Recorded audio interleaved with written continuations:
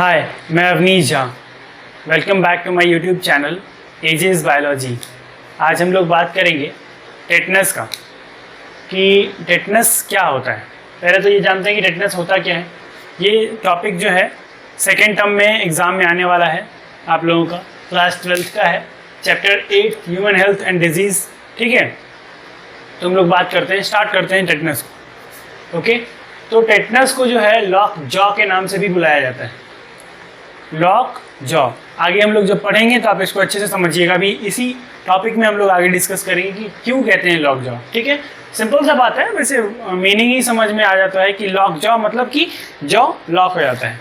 ठीक है, मूवेबल नहीं रहता है, इमोबाइल हो जाता है। ठीक है, caused by a bacteria called clostridium टिटैनी।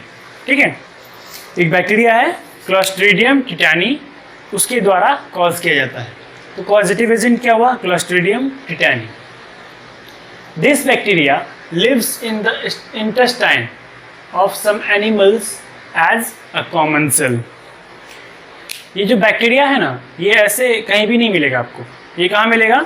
जो कोई भी एनिमल है उसके इंटेस्टाइन में। ठीक है, इंटेस्टाइन में रहता है, पर वो उसको बीमारी नहीं देता या कोई फायदा नहीं देता, कॉमन सेल की तरह रहता है। ठीक है, कॉमन सेल क्या होता है? जो सेल की जगह लेकर उसमें सरवाइव तो करता है, बट वो किसी भी तरह का नुकसान या फायदा नहीं देता एनिमल को। ठीक है, जैसे एक एग्जांपल है हॉर्स। हॉर्स एक एनिमल है जिसमें जिसके इंटेस्टाइन में क्या रहता है? क्लोस्ट्रीडियम टिटैनी प्रेजेंट रहता है। तो अब सुनिए, बात सुनिए, कैसे हम लोग के शरीर में कैसे आता है।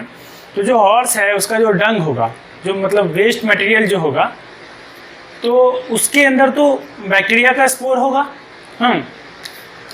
तो वो जो स्पोर है वो सॉइल में जाके मिक्स हो गया। जब भी डंग बाहर आया वेस्ट मटेरियल से, स्पोर जो है जाके किसमें? सॉइल में मिक्स हो गया। और 60 ईयर्स तक, ठीक है, कम से कम 60 साल तक वो सॉइल में ऐसे ही पड़ा रहेगा स्पोर। ठीक है, स्पोर की फॉर्म में ऐसे ही वो 60 साल तक पड़ा रहेगा। ठीक है, वो खराब नहीं होगा, बैक्टीरिया मरेगा नहीं। तो अब क्या होगा कि अब उस मिट्टी में मिला हुआ है क्या? क्लोस्ट्रीडियम टिटैनी का स्पोर। तो जब हम लोग बच्चे थे, या फिर अब जो बच्चे हैं, या कोई भी अगर खेलते कूदते या फिर ऐसे बाइक एक्सीडेंट हो गया, कोई भी एक्सीडेंट हो गया या कुछ भी, उस जगह पे जाके कोई गिरा और उसका स्किन रप्चर हुआ, ब्लड वेसल्स निकला, ब्लड निकला वहाँ से ब्लड वेसल्स में, तो क्या होगा? ब्लड वेसल्स में क्या होगा? जो ये स्पोर था ये एंटर कर जाएगा, किसके थ्रू? वुंड के थ्रू।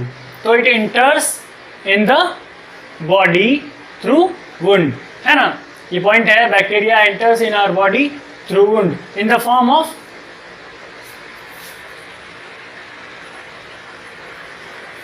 स्पोर्स। ठीक है, स्पोर की फॉर्म में एंटर कर जाएगा। अब क्या करेगा वो? सबसे पहले जो स्पोर एंटर कर गया हमारे ब्लड वेसल्स में, वो जाके नर्वस सिस्टम पे अटैक करेगा। ठीक है, नर्वस सिस्टम पे अटैक करेगा सबसे पहले, उसके बाद बाकी वाइटल ऑर्गन्स पे।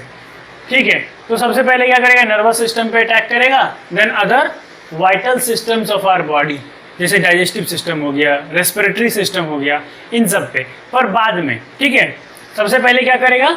नर्वस सिस्टम पे अटैक करेगा। और तीसरा अगला पॉइंट है स्टिफनेस, मतलब फेशियल मसल्स जो है, एंड नर्वस सिस्टम पे जब ये अटैक करेगा तो ये क्या करेगा कि जो नर्व्स हैं उसके फंक्शन को डिमिनिश करेगा, और जो फेशियल मसल्स है और नेक का मसल्स है उसको क्या करेगा? स्टिफ कर देगा, स्टिफ करना स्टार्ट करेगा, टाइट हो जाएगा, कॉन्ट्रैक्ट होगा, कॉन्ट्रैक्शन होगा।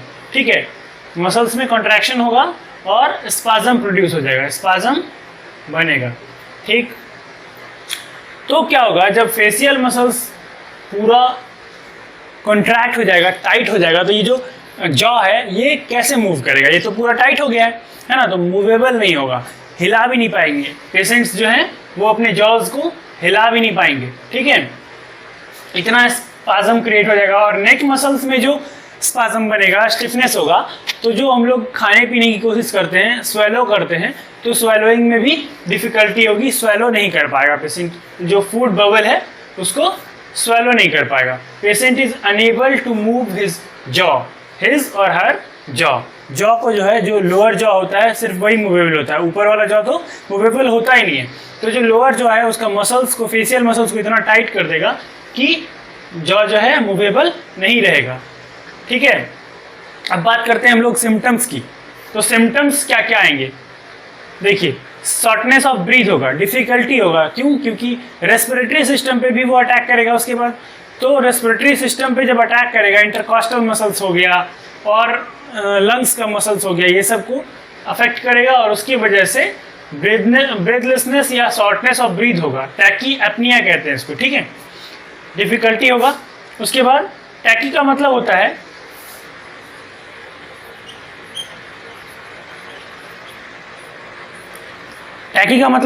फास्ट, और एपनिया का मतलब होता है इनहेलेशन और एक्सहेलेशन, सांस लेना। ठीक है, तो जो सांस लेने का जो प्रोसेस होगा वो बहुत तेज होगा, फास्ट हो जाएगा। ओके, अगला है टैकीकार्डिया, जो हार्ट का मसल्स है उसको भी डैमेज करेगा, उसके वजह से हार्ट रेट जो है, फास्टर हार्ट रेट। ठीक है, अगला है stiffness of muscles of facial and neck, मतलब फेस और नेक का मसल्स जो है उसको भी क्या करेगा, फेस और नेक का मसल्स को स्टिफ कर देगा।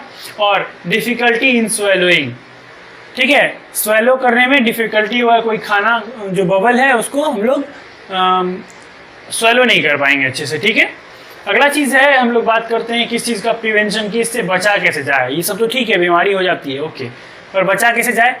तो एक वैक्सीन आती है, DPT वैक्सीन। हम लोग जब डिप्थीरिया और पर्ट्यूसिस पढ़ेंगे तो इस वैक्सीन का जिक्र वहाँ भी होगा। तो DPT वैक्सीन होती है, डिप्थीरिया, पर्ट्यूसिस और टेटनस के लिए वैक्सीन आती है। ये वैक्सीन लेने के बाद बहुत कम या ना के बराबर चांसेस रहता है कि जो टेटनस है वो नहीं होगा। ठीक है, अब आगे हम लोग इसी क्लास में आज हम लोग एक और डिजीज़ पढ़ेंगे। ट्यूबरक्लोसिस जैसा जीनस वाला बैक्टीरिया है, नाम है माइकोबैक्टीरियम लेप्री और कॉज करता है लेप्रोसी। तो अब हम लोग बात करते हैं किस चीज़ की, लेप्रोसी की। तो लेप्रोसी में देखो, लेप्रोसी को जो है हैंसन्स डिजीज़ भी कहा जाता है। क्यों कहा जाता है?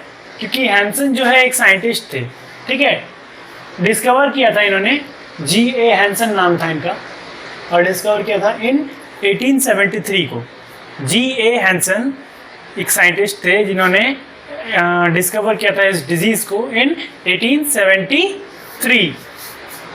ओके, तो इसीलिए इसको हैंसन्स डिजीज़ के नाम से जाना जाता है। बाकी ट्रीटमेंट की बात करें तो 1940s के बाद ही ट्रीटमेंट शुरू हुई है। तो ट्रीटमेंट उस टाइम पे नहीं था, बस डिस्कवर हुआ था कि ये लेप्रोसी नाम का ऐसा डिजीज़ है जिसमें फॉलोइंग चीज़ें हम लोग को जानना है। ठीक है, अब हम लोग स्टार्ट करते हैं। तो पहली बात है इंक्यूबेशन। जनरली हम लोग, वैसे तो लेप्रोसी जो है अलग अलग टाइप्स का होता है, ठीक है, तो जनरली हम लोग का जो है वो 2 से 5 साल का इंक्यूबेशन पीरियड होता है। बट अगर टोटल सारा टाइप का लेप्रोसी को देखें तो कुछ ऐसा लेप्रोसी भी है जो 20 साल तक के समय ले लेता है, 20 साल तक का समय ले लेता है किस चीज़ को, इंक्यूबेट करने को, इस चीज़ को। ठीक है, इंक्यूबेशन का जो टाइम है वो 1 से 20 साल तक का होता है। और ये disease caused by Mycobacterium leprae. अब देखो, माइकोबैक्टीरियम हम लोग पहले भी पढ़ चुके थे, किस चीज़ में, ट्यूबरक्लोसिस में। तो ट्यूबरक्लोसिस जो है वो कॉज होता था माइकोबैक्टीरियम ट्यूबरक्लोसिस से, और ये जो है डिजीज़ ये कॉज होता है माइकोबैक्टीरियम लेप्री का। मतलब दोनों का जो जीनस है वो दोनों का बैक्टीरिया का सेम है। ठीक है, एक ही जीनस का दोनों बैक्टीरिया है। ठीक, तो अब हम लोग बात करते हैं कि जो इंक्यूबेशन पीरियड था 1 से 20 साल तक का, वो वैरी करेगा। कैसे? जिसका इम्यून सिस्टम जैसा होगा उसके अकॉर्डिंग जो इंक्यूबेशन पीरियड है वो वैरी कर सकता है, जो इंक्यूबेशन पीरियड है वो वैरी कर सकता है। ठीक है, नेक्स्ट थिंग इज कि स्प्रेड कैसे होता है, spread by what, coughing, sneezing, speaking, skin contact, ठीक है। ये 4 चीज़ें हैं जिससे स्प्रेड हो सकता है। कैसे हो सकता है? कफिंग, जो खांसी होती है उसके थ्रू बैक्टीरिया ट्रांसफ़र हो सकता है, जैसे उसमें था वैसे ही इसमें भी है। दूसरी चीज़ है स्नीजिंग, वही छींकना, ठीक है।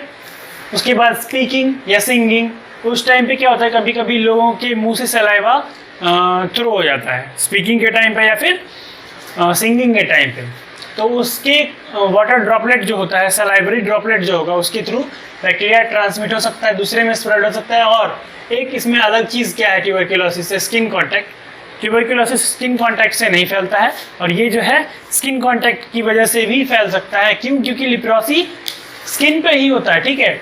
तो जो पैचेस वगैरह बनते हैं स्किन पे, अगर उससे कंटिन्यूसली अगर कांटेक्ट में आए आदमी तो उसको हो सकता है। नेक्स्ट थिंग है सिम्टम्स। सिम्टम्स क्या क्या आते हैं? तो लाइट कलर्ड पैचेस होते हैं, जो स्किन होता है हमारा, स्किन सपोज ये स्किन है तो इस पे इस तरह का ये जो एरिया है, ये एरिया ऐसे गोल गोल सा पैचेस बनेगा, ठीक है। राउंड राउंड पैचेस हो जाएगा इस पे, वो भी लाइट कलर्ड, मतलब कि जो बाकी का स्किन होगा वो एज इट इज़ रहेगा, बट जो अफेक्टेड स्किन पार्ट होगा वो क्या हो जाएगा? लाइट कलर्ड हो जाएगा, डीपिगमेंटेशन हो जाएगा इसका, ठीक है।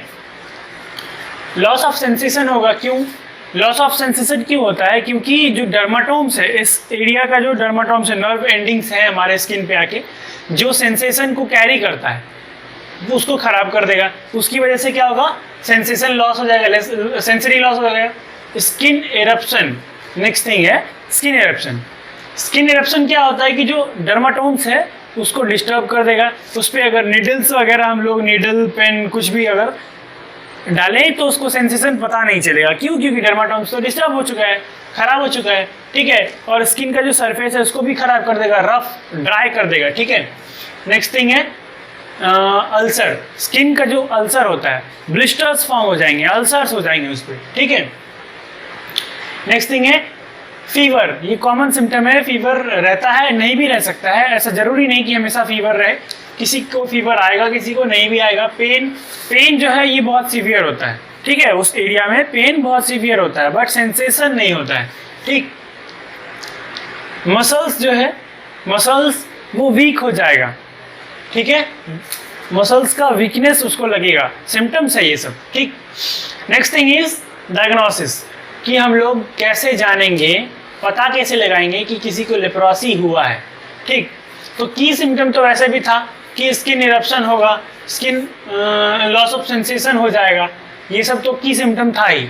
आगे कंफर्म कैसे करेंगे? तो स्किन स्मीयर्स, लेबोरेटरीज में टेस्ट होते हैं, स्किन स्मीयर्स, नजल स्मीयर्स और लेप्रोमिन टेस्ट। ये सारा टेस्ट करवाने के बाद पता चलेगा, अगर ये पॉजिटिव आता है तो लेप्रोसी है, और किस टाइप का लेप्रोसी है उसको पता करने के लिए हम लोग करवाते हैं लेप्रोमिन टेस्ट, ठीक है।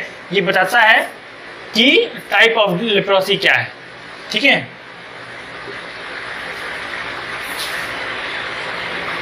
टाइप ऑफ लेप्रोसी बताता है। अब देखिए ये बहुत इंपॉर्टेंट नहीं है आपके लिए, मल्टी ड्रग थेरेपी से इसका ट्रीटमेंट किया जाता है। और मल्टी ड्रग थेरेपी में क्या क्या आता है? डेप्सोन, रिफाम्पिसिन और क्लोफाजिमाइन, ठीक है। कॉम्बिनेशन ऑफ डेप्सोना, रिफाम्पिसिन और क्लोफाजिमाइन, ये जो है ये सेकेंड लाइन ट्रीटमेंट में भी चलता है ट्यूबरकुलोसिस में।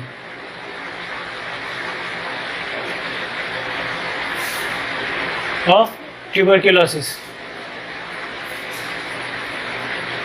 ठीक है। ट्यूबरकुलोसिस में भी जब ड्रग रेसिस्टेंट थेरेपी देते हैं तो उसमें क्लोफाजिमाइन का यूज़ करते हैं, और रिफाम्पिसिन तो फर्स्ट लाइन ट्रीटमेंट में ही चलता है टीबी में, है ना।